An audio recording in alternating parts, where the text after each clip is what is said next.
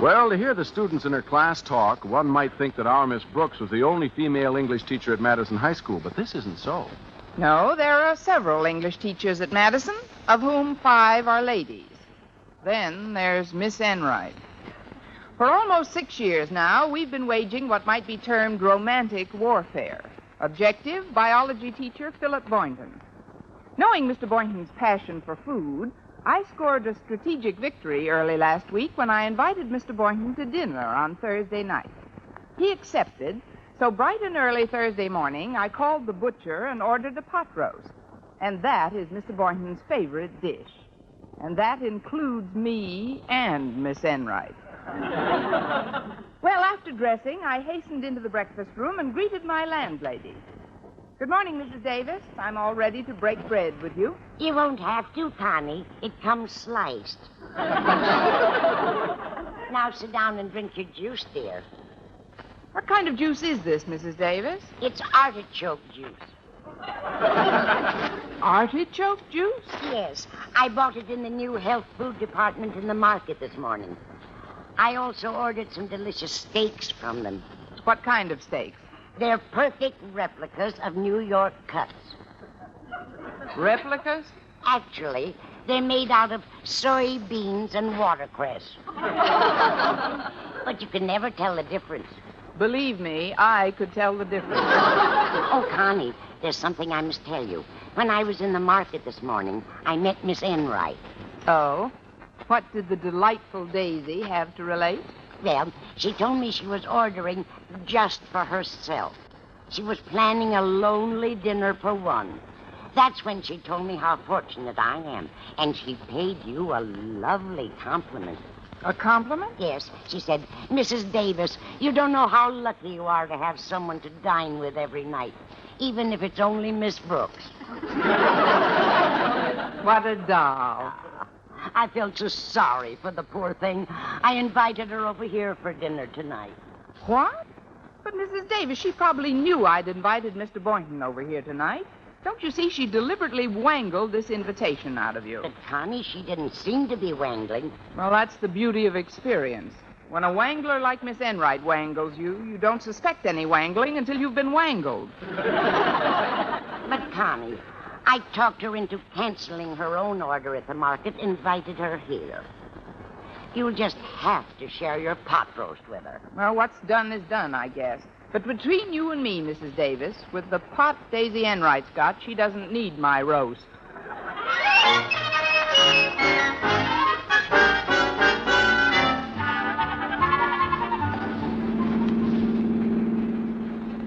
I don't like to appear overly nervous, Walter, but do you think you could restrain the speed of this demon jalopy just a little? For you, I'll put it in reverse, Miss Brooks. Oh, please don't. We're terrifying enough going forward. Miss Brooks, inasmuch as my regard for you transcends the mere respect of pupil for teacher, I would like to take the liberty of remarking that I detect in your manner this morning a vague discontent. A discontent based on some occurrence in the immediate past or discernible future. Now, we all know that women are funny. They're a scream. Of course, some are funnier than others. And by funny, we don't always mean comical, do we? Particularly when we speak of one Daisy Enright. Where have you been this morning? To a seance? No, ma'am. No, to the market. There, I helped my mother with some shopping. And there we ran into Miss Enright, who told my mother she was dining at your place tonight. Now, knowing the overwhelming absence of affection you two feel for each other, I figured out that you must have a date with Mr. Boynton, and that she wangled an invitation from Mrs. Davis, who was also in the market. QED, you are discontented. Walter, have you ever considered a career in espionage? Well, it was a simple deduction, Miss Brooks. Now, let us follow this dilemma to a more satisfactory conclusion. Knowing that you wish to be alone with Mr. Boynton tonight, may I suggest that you invite me to dinner, too? Invite you to dinner, too? Why, you ask? Well, I'll tell you why. Because when you want to take a stroll in the garden with Mr. Boynton, or turn on the radio and dance with Mr. Boynton, I can keep Miss Enright completely embroiled in a maze of fascinating, albeit meaningless, conversation. Well, You might not believe this, Miss Brooks, But I have it in my power to keep up an almost constant flow of gibberish, calculated to send the most bovine of listeners into a state of panic, wherein fleeing the premises is only one of the lesser manifestations of shock. Am I invited? Be there at 7, tie optional.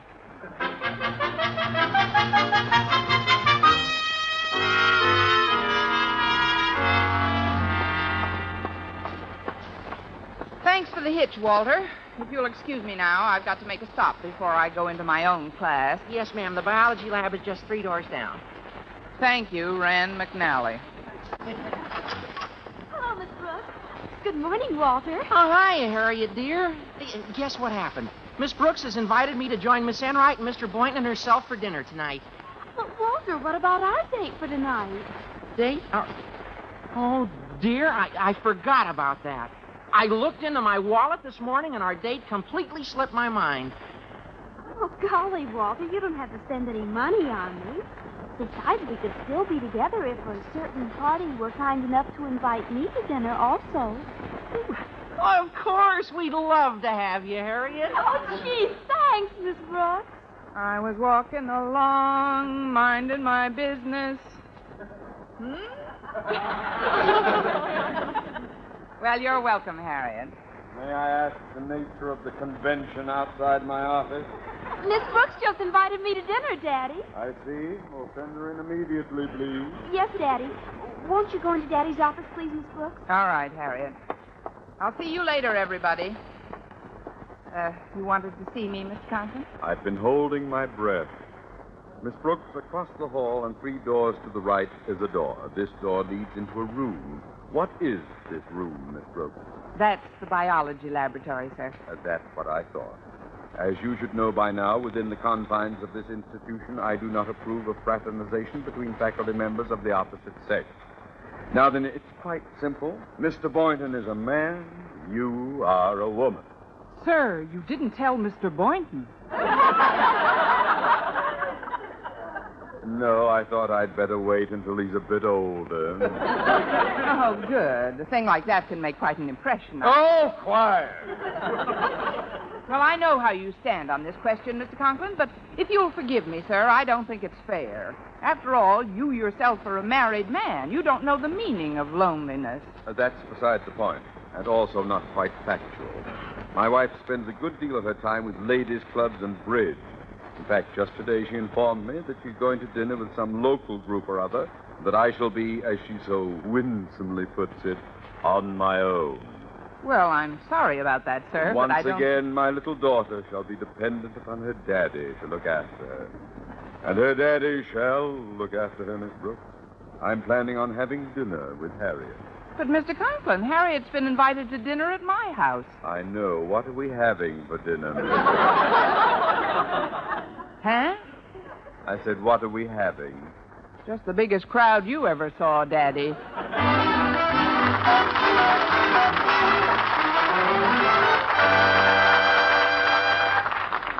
At noon, I entered the school cafeteria, and as luck would have it, I spied Mr. Boynton just sitting down at a table across the room.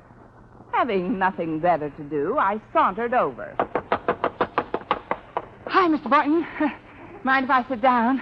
Oh, not at all, Miss Brooks. There's something I have to tell you. Yes? Well, due to a misunderstanding on Mrs. Davis's part, we won't be dining alone. We won't? No, she invited someone else this morning, and this, in turn, set off a rather disturbing chain reaction. As it winds up, I'm having quite a dinner party. Oh, well, I hope you don't misunderstand, Miss Brooks, but I'm genuinely disappointed. In fact, I'm chagrined. Honestly, Mr. Boynton? Yes, indeed. Quite a blow to learn that others are going to be present tonight. I'd rather hope that we'd be alone, Miss Brooks. Just you and me. Just you and me? Yeah, that's right.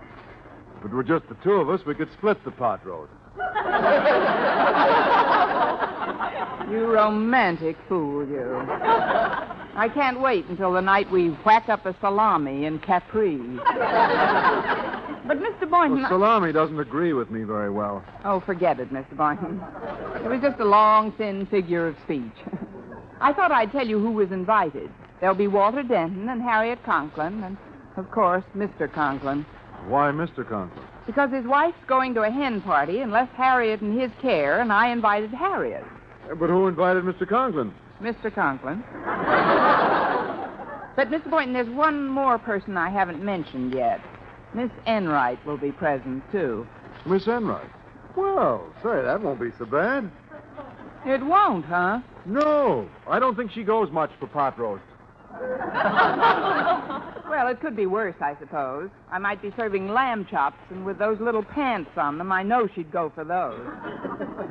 You know, what really annoys me about the entire affair is the way Miss Enright wangled her invitation out of Mrs. Davis. What did she do? Right in Hirsch's meat market, she did everything but the death scene from Camille. Well, I can't say that I see anything wrong in a woman employing a bit of innocent deception to attain her end. I wish I could attain her end. Well, actually, it shows that...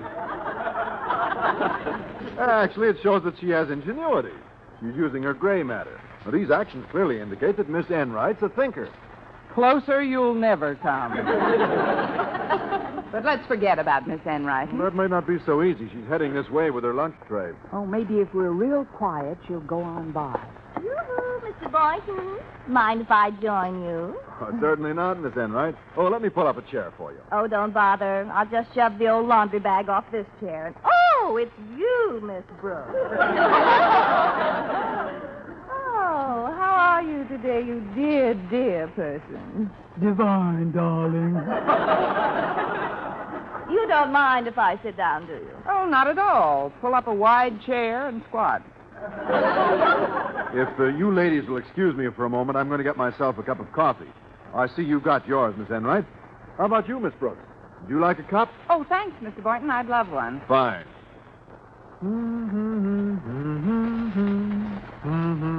I said I'd like some coffee, Mr. Boynton. Yes, I know. Oh, I'm sorry. Here. Thanks. I'll be back in a jiffy. Oh, what a lovely relationship exists between you and Mr. Boynton, my dear. I bet it makes you glow all over to bask in the warmth of his frugality. Well, let's not quibble. We're to be dinner companions this evening, hmm? Well, we're eating under the same roof, if that's what you mean. Oh, don't be bitter, darling. By the way, I'm happy to see you're keeping yourself in good physical condition. I clocked you in 4 seconds flat in your sprint across the cafeteria just now. Was that handily or breezing? You don't mind my saying so, your workout had repercussions, darling. You're about to lose a heel. Oh, are you leaving so soon? Oh, you mean on my shoe? Yes, the left one. It's slitting, see? Right below that spot where your stockings slop over the top.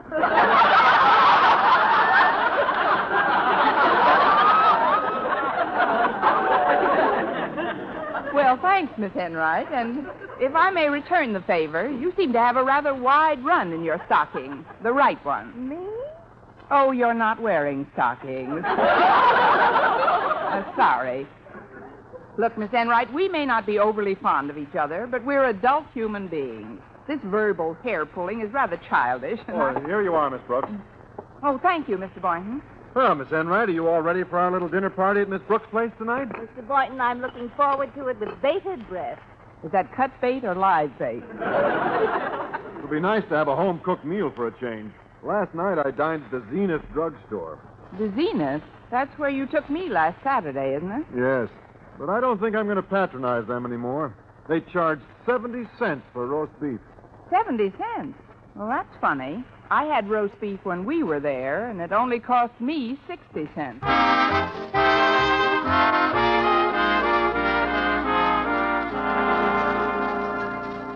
Well, that night, the part of Madison High who had invited themselves to dinner arrived at Miss Brooks' house. Well, here we are, folks. You certainly made good time, Walter. Yeah, how'd you like the trip, Mr. Conklin? I've never been on one like it, Denton. Oh, thank you, sir. I hope never to go on another. Come on, I see Miss Brooks is waiting at her front door for us. Hi, Miss Brooks. It's nice of you to meet us at the door like this. Huh?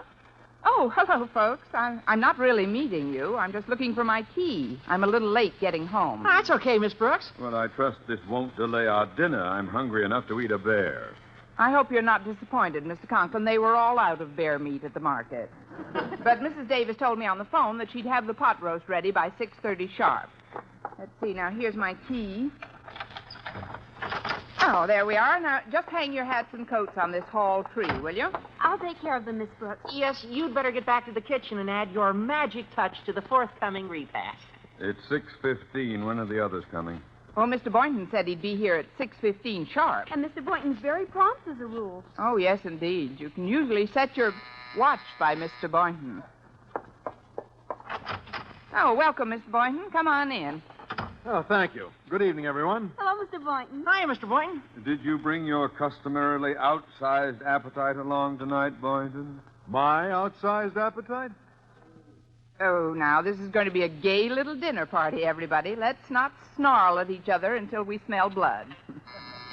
Oh, that must be Miss Enright. I'll get it. Oh, come in, Miss Enright. Good evening, Miss Brooks.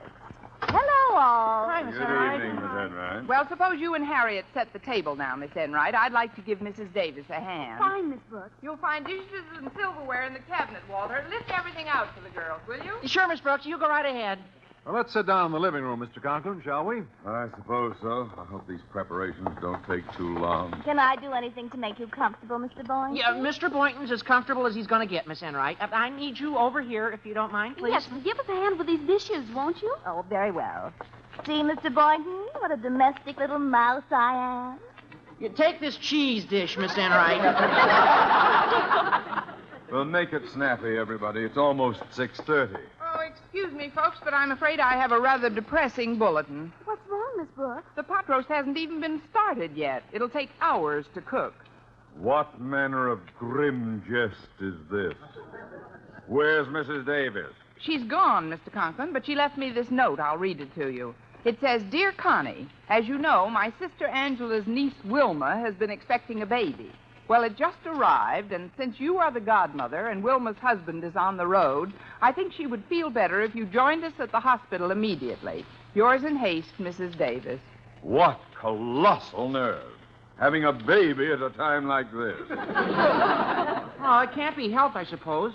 But what are you going to do, Miss Brooks? What can I do but join them as soon as I phone the hospital? Would you drive me over, Mr. Boynton? Oh, I guess I'll have to. But I must admit I'm terribly disappointed, Miss Brooks. Well, this is a fine dinner party. Oh, I don't know. All's well that ends well. I mean, come on, Mr. Conklin. I'll drive you and Harriet home. You won't get me in that jazzed-up hearse again. Miss Enright, your car has 4 wheels. You will take us home. But, Mr. Conklin, maybe I should stay with Mr. That's an order, Miss Enright. Yes, sir. Come, Harriet. All right, Daddy. Follow us home, Walter. I'll cook us dinner. Good night, Miss Brooks. Good night, Harriet. Good night, Miss Brooks, Mr. Good Boynton. night. Better luck next time, darling. Well, I'm ready, Miss Brooks. As soon as you call the hospital, we can go... Hey, what's the reason for that meditative look in your eye? Remember this afternoon at lunch?